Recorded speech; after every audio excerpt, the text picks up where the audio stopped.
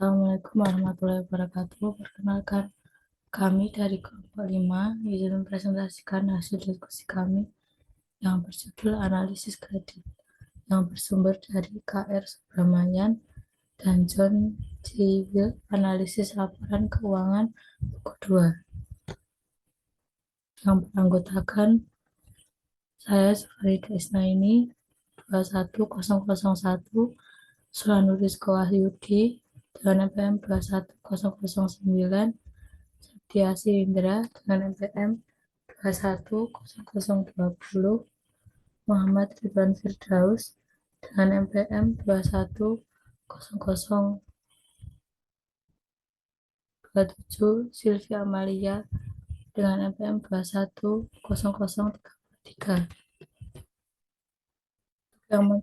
Untuk yang pertama ada likuiditas dan modal kerja. Likuiditas adalah kemampuan untuk mengkonversikan aset menjadi kas atau untuk memperoleh kas untuk memenuhi kewajiban jangka pendek. Jangka pendek biasanya dipandang sebagai siklus operasi normal perusahaan atau periode waktu yang mencakup siklus pembelian, produksi, penjualan, dan penagihan. Pentingnya likuiditas baiknya dipandang dengan mempertimbangkan dampak yang berasal dari ketidakmampuan perusahaan dalam memenuhi kewajiban jangka pendeknya. Likuiditas merupakan permasalahan terkait tingkatan. Kurangnya likuiditas menyebabkan perusahaan tidak dapat memperoleh potongan harga atau kesempatan yang menguntungkan. Hal ini dapat menyebabkan perusahaan harus menjual investasi atau aset lainnya pada harga yang berkurang, dan dampak yang paling parah adalah insolvabilitas dan kebangkrutan. Bagi pemegang saham perusahaan, kurangnya likuiditas mengandalkan hilangnya kendali pemilik maupun kerugian investasi modal. Modal kerja secara luas juga digunakan sebagai ukuran likuiditas. Modal kerja yang didefinisikan sebagai kelebihan aset lancar atas liabilitas jangka pendek. Modal kerja merupakan ukuran yang penting atas aset likuid yang mencerminkan pengaman bagi kreditor. Modal kerja juga penting sebagai ukuran atas cadangan likuid yang tersedia untuk memenuhi kontingensi dan ketidakpastian terkait arus kas masuk dan arus kas keluar perusahaan.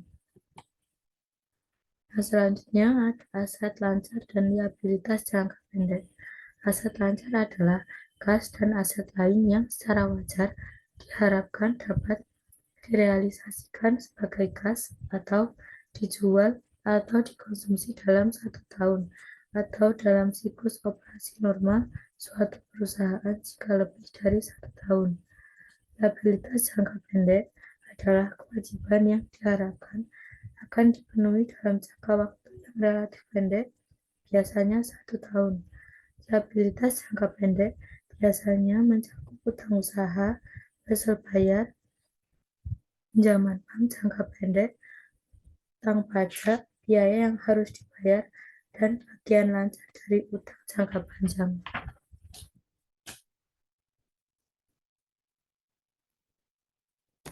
Yang selanjutnya ada ukuran likuiditas modal kerja.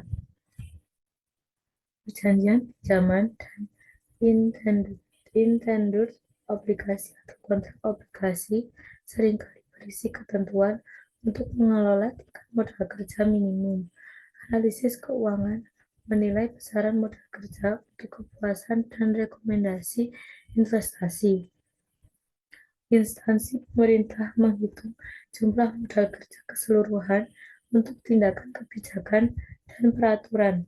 Selain itu, laporan keuangan yang dipublikasikan membedakan antara aset lancar dan tidak lancar dengan liabilitas jangka pendek maupun jangka panjang sebagai respon atas kebutuhan penggunaan lainnya.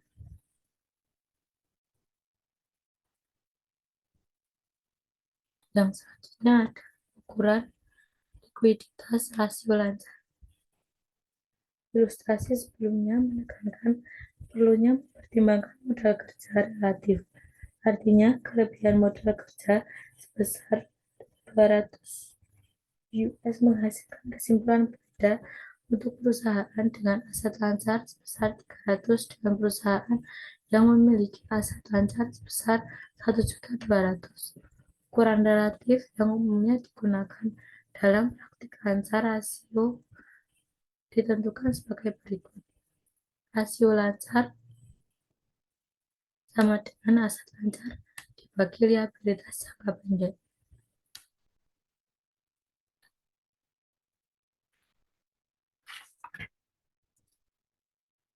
Yang selanjutnya menggunakan rasio lancar dalam analisis. Pembahasan mengenai rasio lancar setidaknya dapat diambil dari 3 kesimpulan berikut. Yang pertama, likuiditas tergantung pada besarnya arus kas prospektif dan pada tingkat kas dan setara kas yang lebih rendah. 2. Tidak ada hubungan langsung antara saldo akun modal kerja dengan memungkinkan pola arus kas masa depan. Yang ketiga, kebijakan material mengenai piutang dan persediaan terutama diarahkan pada pemanfaatan aset yang lebih efisien dan menguntungkan, serta yang kedua berdasarkan likuiditas. Untuk yang selanjutnya akan dijelaskan oleh teman saya.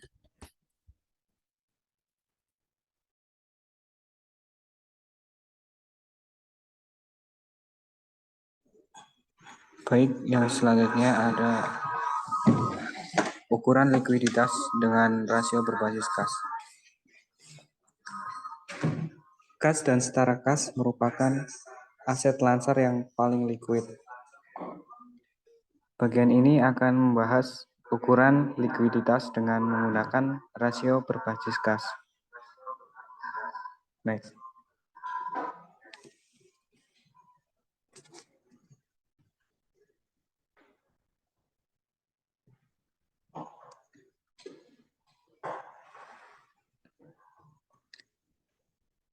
Yang selanjutnya ada analisis likuiditas berdasarkan aktivitas operasi. Next. Yang pertama ada ukuran likuiditas piutang usaha. Bagi kebanyakan perusahaan yang melakukan penjualan secara kredit, piutang usaha dan wesel tagih merupakan bagian penting dari modal kerja. Dalam menilai likuiditas, termasuk kualitas modal kerja dan rasio lancar, sangat penting untuk mengukur kualitas dan likuiditas piutang. Kualitas dan likuiditas piutang usaha dipengaruhi oleh tingkat perputarannya. Next. Yang selanjutnya ada ukuran perputaran persediaan. Persediaan seringkali merupakan bagian aset lancar yang substansial. Alasan untuk hal ini seringkali memiliki sedikit hubungan dengan kebutuhan perusahaan untuk mengelola kecukupan dana likuid. Next. Yang selanjutnya ada likuiditas liabilitas jangka pendek. Liabilitas jangka pendek sangat penting dalam menghitung modal kerja maupun rasio lancar untuk dua alasan yang saling terkait berikut ini. Yang pertama ada liabilitas jangka pendek. Digunakan dalam menentukan apakah kelebihan aset lancar atas liabilitas jangka pendek mampu memberikan margin keselamatan atau margin of safety yang memadai. Yang kedua ada liabilitas jangka pendek, dikurangi dari aset lancar untuk menghitung modal kerja. Next. Yang ketiga ada ukuran likuiditas tambahan. Komposisi aset lancar merupakan indikator likuiditas modal kerja. Penggunaan perbandingan persentase common size mempermudahkan evaluasi likuiditas komparatif tanpa memperhatikan jumlahnya.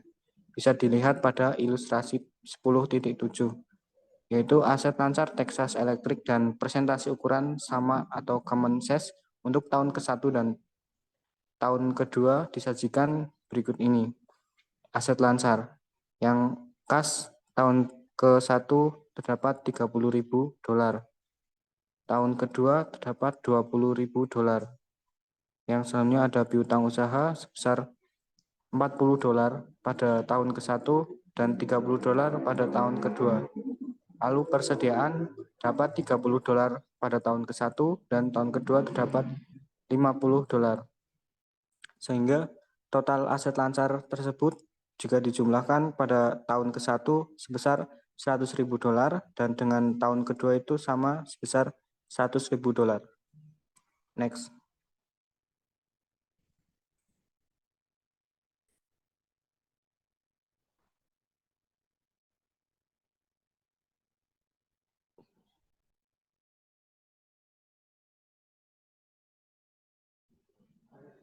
Yang selanjutnya ada rasio cepat. Pengujian likuiditas yang lebih ketat adalah dengan menggunakan rasio cepat atau Didactros test atau quick ratio. Rasio ini memasukkan aset yang paling cepat dikonversi menjadi kas dan dihitung sebagai berikut. Kas ditambah setara kas, tambah efek yang dapat diperdagangkan, ditambah piutang usaha per liabilitas jangka pendek. Next. Yang selanjutnya akan dilanjutkan oleh rekan saya, Septiasi Indreswari. Terima kasih. Untuk materi yang selanjutnya yaitu mengenai ukuran arus kas. Sifat statis dari rasio lancar dan ketidakmampuannya untuk mengakui pentingnya arus kas dalam memenuhi kewajiban yang jatuh tempo telah menyebabkan pencarian ukuran likuiditas yang lebih dinamis. Oleh karena liabilitas dibayar dengan kas, perbandingan arus kas dan operasi terhadap liabilitas jangka pendek menjadi penting. Rasio yang membandingkan arus kas operasi dengan liabilitas jangka pendek dapat mengatasi sifat statis rasio lancar karena pembilangnya mencerminkan variabel yang mengalir. Rasio arus kas dihitung sebagai berikut, yaitu arus kas operasi dibagi dengan liabilitas jangka pendek. Next.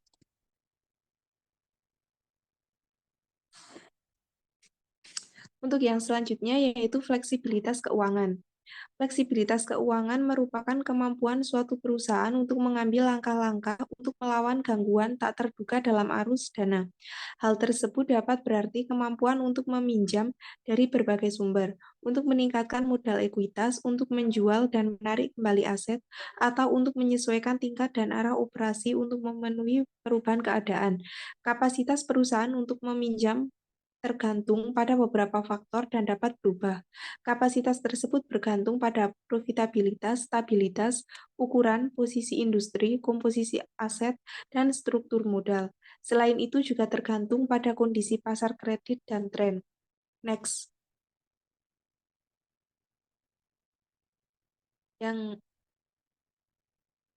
Yang selanjutnya yaitu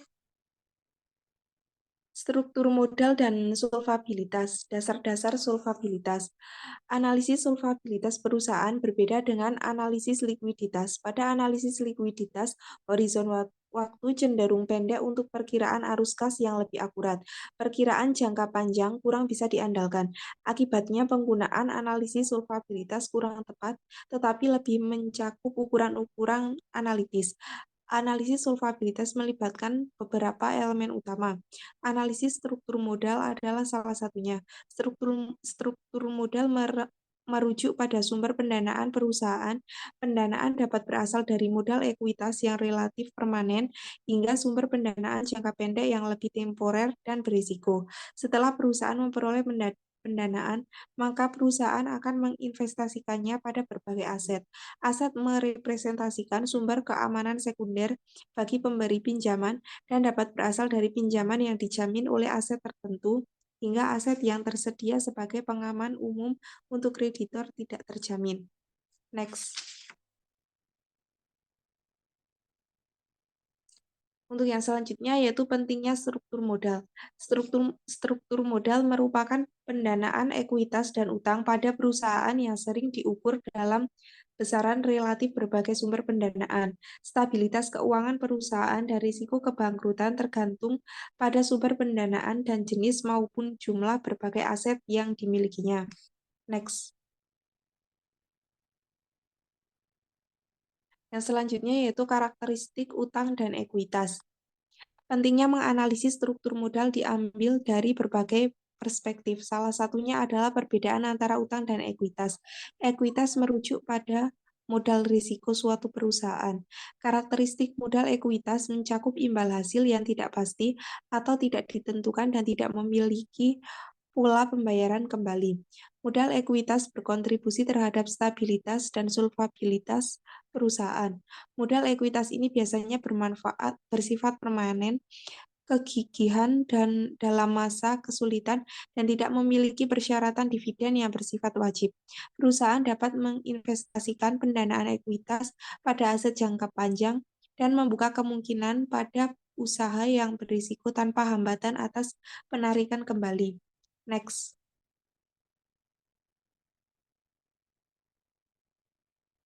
Untuk yang selanjutnya yaitu motivasi untuk modal utang. Dari sudut pandang memegang saham, utang adalah sumber pendanaan eksternal yang lebih disukai karena dua alasan berikut.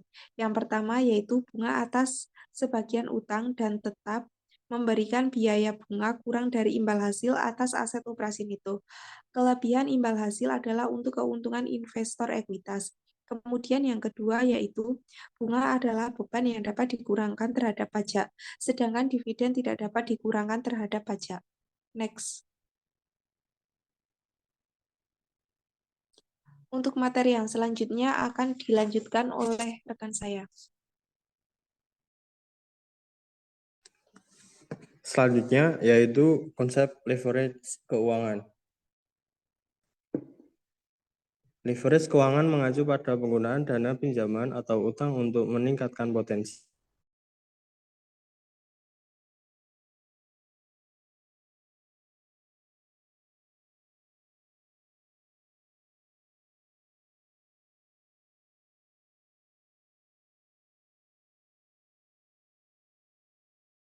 yang dihasilkan dari investasi tersebut akan melebihi biaya pinjaman. Pentingnya untuk memahami bahwa leverage dapat memperbesar potensi keuntungan, tetapi juga meningkatkan risiko. Hal ini karena walaupun keuntungan meningkat jika investasi berhasil, kerugian juga akan semakin besar jika investasi tidak berhasil. Tingkat bunga yang harus dibayar atas pinjaman juga dapat menjadi faktor yang signifikan dalam menentukan keberhasilan atau kegagalan leverage keuangan. Selanjutnya yaitu pengurangan pajak. Pengurangan pajak bisa menjadi salah satu motivasi untuk mempertimbangkan penggunaan utang, modal, atau leverage keuangan. Berikut cara di mana pengurangan pajak dapat terjadi melalui penggunaan utang, termasuk yang pertama yaitu pengurangan pajak atas bunga, yang kedua yaitu alokasi biaya yang dapat dikurangi, yang ketiga yaitu pengurangan pajak atas investasi dan depresiasi. Yang selanjutnya yaitu dampak leverage lainnya, yaitu yang pertama tingkat risiko yang lebih tinggi, yang kedua ketergantungan pada lembaga keuangan, yang ketiga peningkatan tekanan keuangan, yang keempat potensi pengaruh terhadap keputusan bisnis, yang ketiga volatilitas yang lebih tinggi. Next.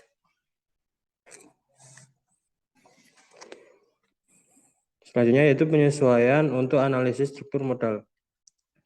Pengurangan dan pengungkapan akun liabilitas atau utang dan ekuitas pada laporan keuangan diatur berdasarkan penetapan prinsip akuntansi yang berlaku umum, yaitu penyesuaian terhadap nilai buku dari liabilitas. Hubungan antara liabilitas dan modal ekuitas, dua sumber utama dari pendanaan perusahaan, merupakan faktor penting dalam menilai solvabilitas jangka panjang. Keberadaan liabilitas tidak sepenuhnya dicerminkan pada laporan posisi keuangan, dan terdapat pos yang terkait dengan pendanaan yang klasifikasi akuntansi sebagai utang atau ekuitas tidak hanya diterima begitu saja dalam analisis.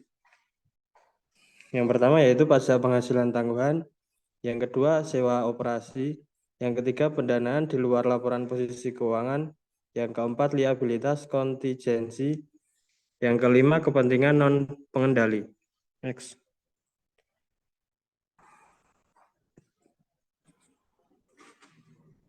Selanjutnya yaitu komposisi struktur modal dan solvabilitas. Laporan ukuran sama dalam analisis solvabilitas. Suatu ukuran umum risiko keuangan adalah struktur modal.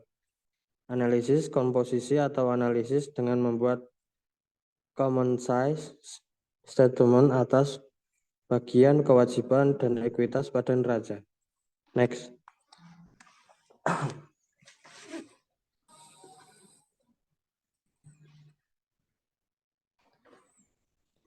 Selanjutnya yaitu ukuran struktur modal untuk analisis solvabilitas. Total utang terhadap total modal. Rasio komprehensif tersedia mengukur hubungan antara total utang yaitu utang lancar ditambah utang jangka panjang ditambah kewajiban lainnya yang ditentukan oleh analisis pajak tangguhan dan saham preferen yang dapat ditarik kembali. Rasio total hutang dihitung sebagai berikut, yaitu total hutang dibagi dengan total modal. Next.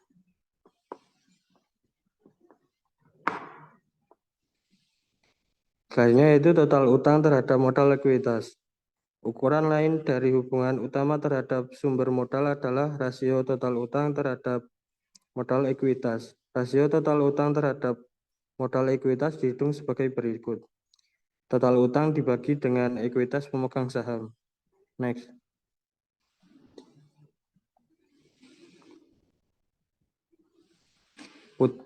Utang jangka panjang terhadap modal ekuitas.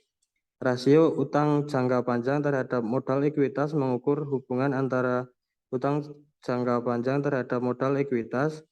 Rasio ini biasanya disebut rasio utang terhadap ekuitas dan dihitung dengan cara berikut, yaitu utang jangka panjang dibagi dengan ekuitas pemegang saham. Next. Selanjutnya akan dipresentasikan oleh rekan saya. Baik, terima kasih. Akan saya lanjutkan mengenai utang jangka pendek terhadap total utang. Rasio utang yang jatuh tempo dalam jangka relatif pendek terhadap total utang merupakan indikator penting dari kekurangan kas jangka pendek dan kebutuhan pendanaan perusahaan. Sebagai lawan dari utang jangka panjang atau persyaratan penyisihan dana, utang jangka pendek merupakan indikator ketergantungan perusahaan terhadap pendanaan jangka pendek. Next. Selanjutnya, interpretasi ukuran struktur modal. Analisis common size dan rasio struktur modal umumnya mengukur risiko struktur modal perusahaan. Makin tinggi proporsi utang, makin besar beban bunga tetap dan pembayaran kembali utang, dan makin besar kemungkinan gagal bayar pada periode penurunan laba atau masa sulit. Ukuran struktur modal digunakan sebagai alat penyaring. Misalnya, jika rasio utang terhadap modal ekuitas relatif kecil, 10% atau kurang, tidak ada masalah terhadap aspek kondisi keuangan perusahaan. Analisis mungkin lebih baik diarahkan ke tempat lain. Jika analisis memperlihatkan bahwa utang merupakan bagian penting dari kapitalisasi, maka dibutuhkan analisis lebih lanjut. Pengembangan analisis juga harus terpusat pada beberapa aspek kondisi keuangan perusahaan yang berbeda, hasil operasi, dan prospek masa depan. Next.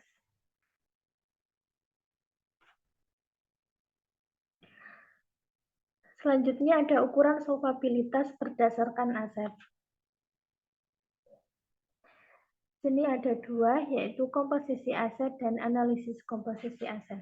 Komposisi aset merupakan aset yang digunakan suatu perusahaan dalam aktivitas operasinya, hingga tingkat tertentu akan menentukan sumber pendanaan. Misalnya, aset tetap dan aset jangka panjang lainnya biasanya tidak didanai oleh pinjaman jangka pendek. Lalu yang kedua ada analisis komposisi aset. Merupakan alat penting dalam penilaian risiko yang dihadapi struktur modal suatu perusahaan. Komposisi aset biasanya dievaluasi menggunakan laporan common size saldo aset. Next. Selanjutnya ada cakupan laba. Yang pertama ada hubungan laba dengan beban tetap. Hubungan antara laba dengan beban tetap merupakan bagian dari analisis cakupan laba. Ukuran cakupan laba berfokus pada hubungan antara beban tetap yang terkait utang dengan ketersediaan laba perusahaan untuk melunasi beban ini. Ada menghitung laba yang tersedia untuk beban tetap.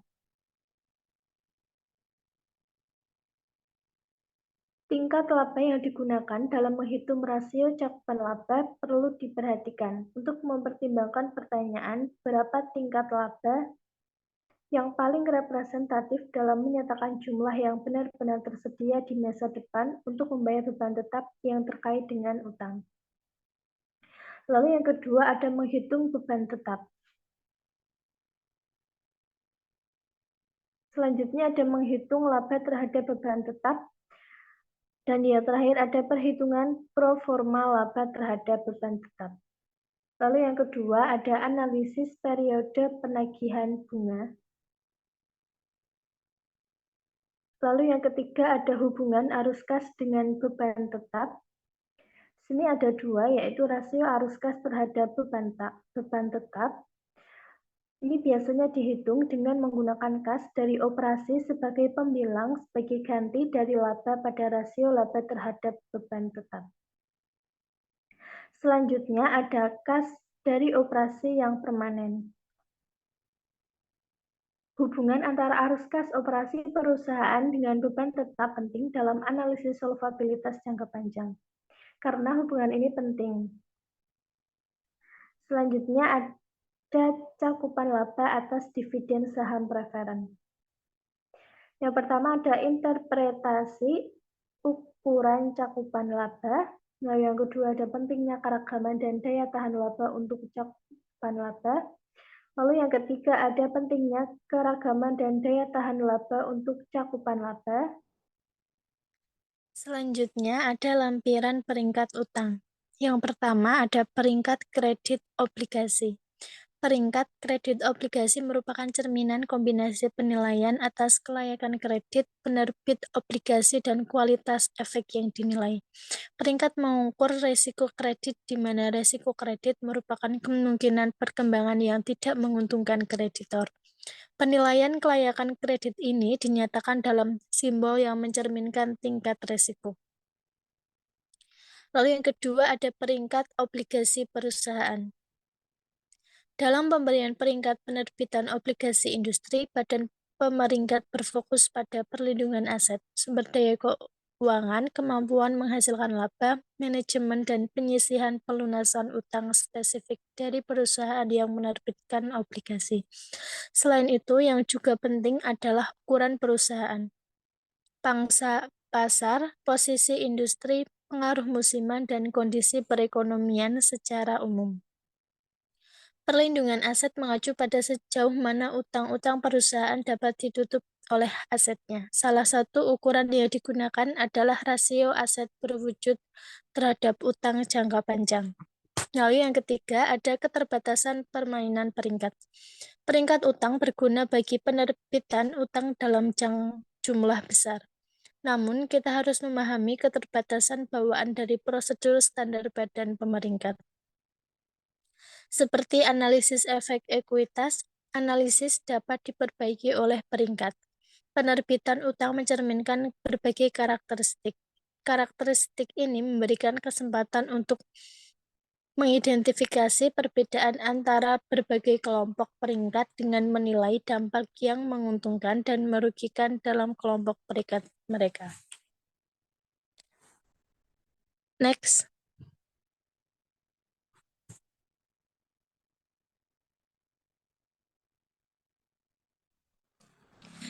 Sekian presentasi dari kelompok kami. Apabila ada tutur kata yang kurang berkenan, kami mohon maaf. Assalamualaikum warahmatullahi wabarakatuh.